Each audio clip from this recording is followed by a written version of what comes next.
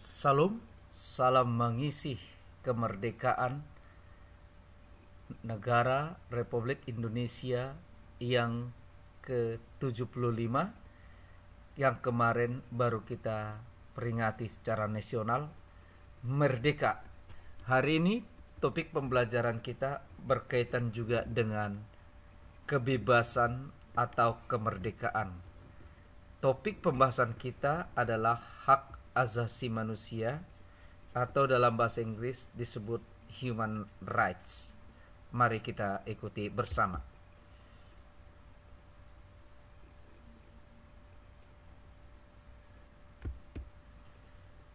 Ada dua kerangka besar pembahasan kita dalam topik ini. Pertama, kita pelajari terlebih dahulu keberadaan manusia, dan yang kedua, hak asasi manusia itu. Kita langsung mempelajari keberadaan manusia. Dari keberadaan ini kita akan dapat nanti melihat betapa pentingnya manusia itu saling menghargai hak asasinya satu sama lain. Secara umum, manusia itu disebut yang pertama dalam bahasa Latin Homo sapiens, adalah spesies primata yang dilengkapi otak berkemampuan tinggi, sehingga manusia adalah satu-satunya makhluk di muka bumi yang punya kemampuan untuk berpengetahuan, mengembangkan pengetahuan, dan memanfaatkan pengetahuan itu. Yang kedua, manusia disebut juga dengan Homo faber, artinya makhluk yang menciptakan alat-alat dari kemampuannya berpengetahuan, bahkan memperkembangkan alat-alat itu. Kita lihat sekarang alat-alat yang ada semakin canggih. Dengan alat yang dikembangkan kita bisa belajar seperti ini, sekalipun pembatasan-pembatasan harus dilakukan oleh karena wabah COVID-19. Yang ketiga, dikatakan manusia itu Homo hominis socius, makhluk sosial atau makhluk berteman atau makhluk bermasyarakat yang seharusnya saling menghargai satu sama lain, karena manusia menyadari benar-benar dia tidak bisa hidup tanpa keberadaan orang lain. Yang ketiga, Homo economicus, berarti manusia itu adalah makhluk yang selalu berusaha mengejar kepentingannya sendiri, makhluk yang berusaha senantiasa bisa mempertahankan eksistensinya. Dan yang ketiga, Homo hominidus, artinya oleh karena keberadaannya sebagai makhluk ekonomi, terkadang manusia bisa saja, terkadang manusia bisa saja mengorbankan keberadaan sesamanya, atau manusia menjadi serigala pemangsa bagi sesamanya. Hati-hati. Dan selanjutnya, bagaimana keberadaan manusia menurut pandangan Alkitab? Yang pertama, menurut Alkitab, manusia itu adalah makhluk berpikir, sehingga dia bisa punya pengetahuan lebih daripada ciptaan-ciptaan lain yang ada di muka bumi ini. Manusia tampil sebagai makhluk terunggul, makhluk terkuat di muka bumi. Dan juga manusia itu adalah makhluk berperasaan, mampu merasakan perasaan orang lain, mampu merasakan sesuatu yang pantas atau tidak, mampu merasakan kasih dan sayang, merasa takut kalau bersalah, atau sebaliknya. Dan yang ketiga, dikatakan manusia itu memiliki kemampuan berkehendak. Jadi kemampuan yang Tuhan berikan kepada manusia sebagai makhluk ciptaan paling luar biasa itu adalah, pertama, kemampuan berpikir ada di sana. Yang kedua, kemampuan berperasaan ada di manusia. Dan yang ketiga, kemampuan berkehendak. Dan ingat, kemampuan berkehendak manusia ini tidak tanggung-tanggung. Manusia diberikan Tuhan kehendak bebas atau free will. Selanjutnya, dari keberadaan manusia ini kita tinjau, kaji sedikit keberadaannya waktu jatuh ke dalam dosa yang diceritakan di dalam Kejadian 3. Apakah dengan pikirannya Adam dan Hawa tidak tahu kalau mereka makan buah pengetahuan yang baik yang jahat itu tidak benar? Mereka tahu. Mereka benar-benar rekam larangan Allah untuk menyentuh atau memakannya. Apakah mereka tidak dapat merasakan bahwa ketika mereka makan itu tidak pantas? Mereka tahu, mereka dapat merasakan itu bisa melukai hati Allah. Tetapi ingatlah, sekalipun mereka mampu memikirkan, sekalipun mereka mampu merasakan, mereka kalah oleh kehendak bebasnya itu. Saudara-saudara, oleh karena itu manusia sangat-sangat penting menguasai keinginan, menguasai kemauan-kemauannya, dan menguasai hal-hal yang bisa membuat hidupnya melukai hati Tuhan. Dan kita lanjutkan, saudaraku, membahas tentang hak asasi manusia. Apa sih hak asasi manusia yang sangat sering kita dengarkan di dalam kehidupan kita sebagai manusia? Yang pertama, hak asasi manusia itu adalah hak yang dimiliki manusia. Sekali lagi, hak yang dimiliki manusia dalam keberadaannya sebagai manusia. Tidak peduli dia berasal dari suku bangsa apa, berasal dari agama apa, berasal dari tingkat sosial yang bagaimana, berasal dari gender atau jenis kelamin tertentu.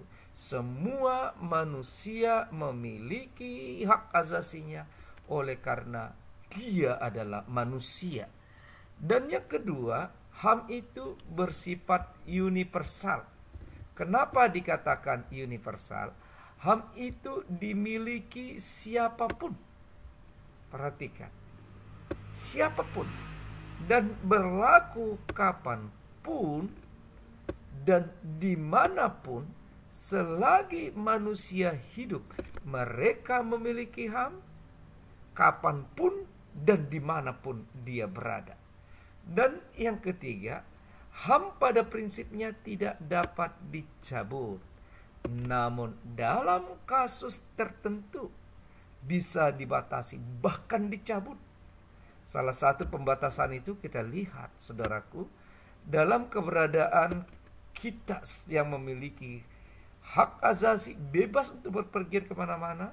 Oleh karena COVID-19 kita dibatasi, ada yang namanya social distancing dan lain sebagainya, dan terkadang bisa dicabut.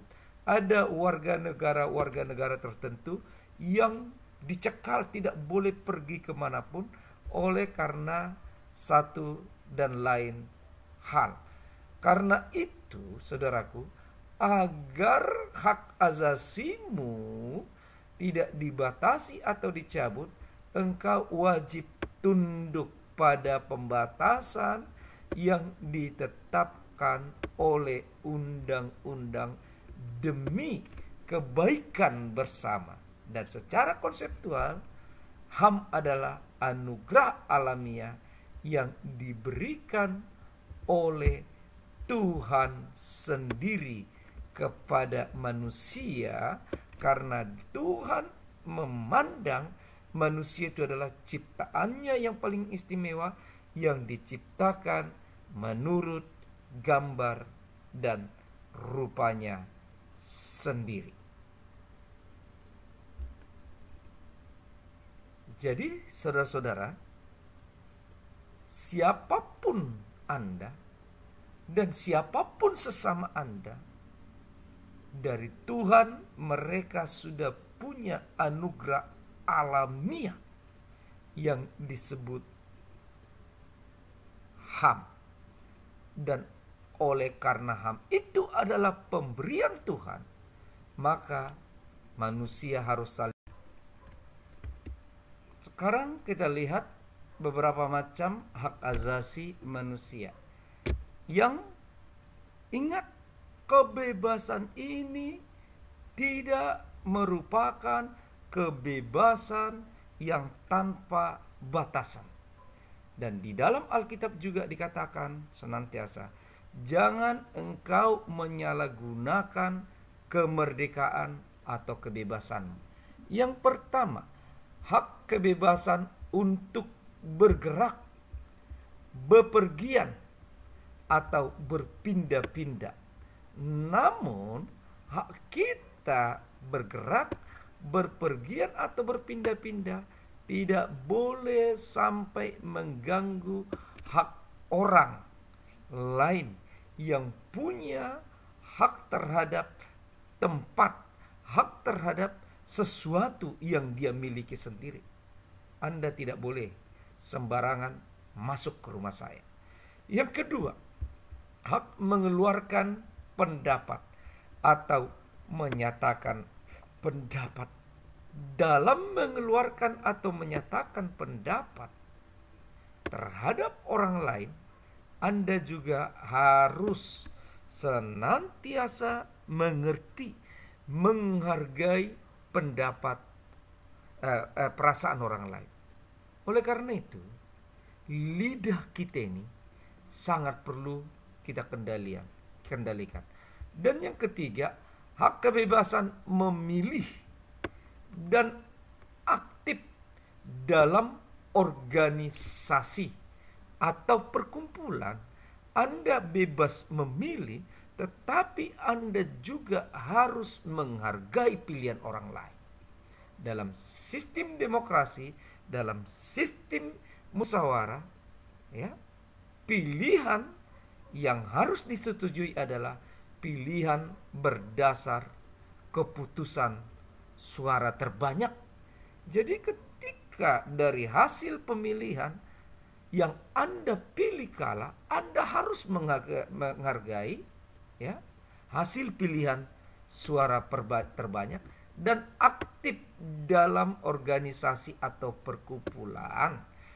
Tetapi ketika Anda melihat bahwa struktur dalam organisasi atau perkumpulan itu sudah terstruktur sedemikian rupa, Anda juga harus menghargai hal-hal yang sudah terbentuk dalam organisasi, sambil Anda menunggu nanti ada kesempatan bagi Anda, mungkin jadi pengurus dan lain sebagainya. Kemudian hak kebebasan untuk memilih, memeluk, menjalankan agama dan kepercayaan yang diyakini masing-masing. Dalam hal ini peran serta negara untuk melindungi kebebasan masyarakatnya, bermilih, memeluk, dan menjalankan agama menurut percayaannya masing-masing sangat penting. Sebab jika negara tidak turun tangan, maka akan terjadi yang namanya hukum rimba, yang mayoritas menindas yang minoritas. Kita bersyukur di bangsa dan negara ini benar-benar kebebasan ini diatur dalam Undang-Undang Dasar pasal 29 ayat 2. Negara menjamin kebebasan tiap-tiap warga negara untuk memeluk dan beribadah menurut agama dan kepercayaannya masing-masing. Selanjutnya kita lihat bagaimana pandangan Franklin Delano Roosevelt tentang kebebasan. Perhatikan ini, kebebasan atau kemerdekaan manusia. Siapa Franklin Delano Roosevelt ini? Dia adalah presiden ke-32 Amerika yang menjadi pemimpin di Amerika antara tahun 1933 sampai 1945.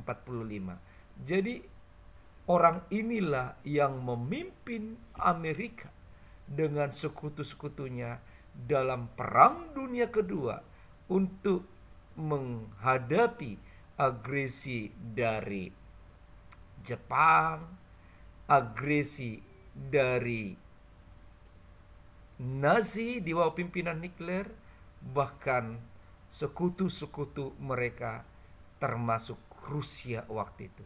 Roosevelt lah yang berdiri di depan, dan oleh karena keprihatinannya terhadap gejolak-gejolak dunia, orang inilah salah satu pemikir utama untuk mencetuskan ide dibentuknya PBB atau Perserikatan Bangsa-Bangsa.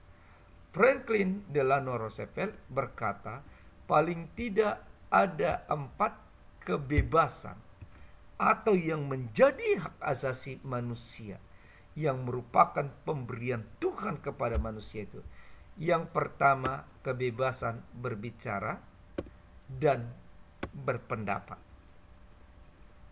Anda bebas berbicara, Anda bebas berpendapat, tetapi Anda juga wajib menghargai kebebasan orang lain berbicara, dan wajib menghargai kebebasan orang lain berpendapat, dan wajib juga saling menghargai perasaan satu sama lain. Kemudian kebebasan beribadah kepada Tuhan. Dan kita lihat Amerika benar-benar menjunjung tinggi ini di tengah-tengah bangsa dan negara mereka. Dan Roosevelt pernah menghadapi satu kondisi sebelum dia jadi presiden, dan dia berjanji akan memperbaiki keadaan itu.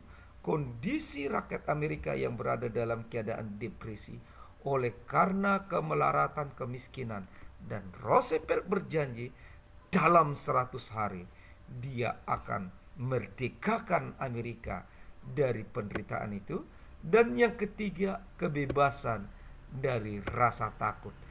Dan dalam hal ini Roosevelt sangat menyadari peran pentingnya negara sebagai tiang utama untuk memberikan rasa nyaman kepada warganya. Dari beberapa penjabaran di atas, saya mau simpulkan, berdasar apa yang dikatakan Roosevelt ini, belajarlah menghargai. Ketika orang lain berpendapat, belajarlah menghargai. Ketika orang lain beribadah, belajarlah ambil peran untuk membuat orang lain hidup lebih pantas kalau Anda bisa. Dan belajarlah memberikan rasa nyaman. Mungkin Anda bisa mulai dari keluarga Anda, dari lingkungan pertemanan Anda, dari kelas Anda, sebelum kepada lingkup yang lebih luas. Saling menghargai hak asasi satu sama lain. Tuhan memberkati. Salam.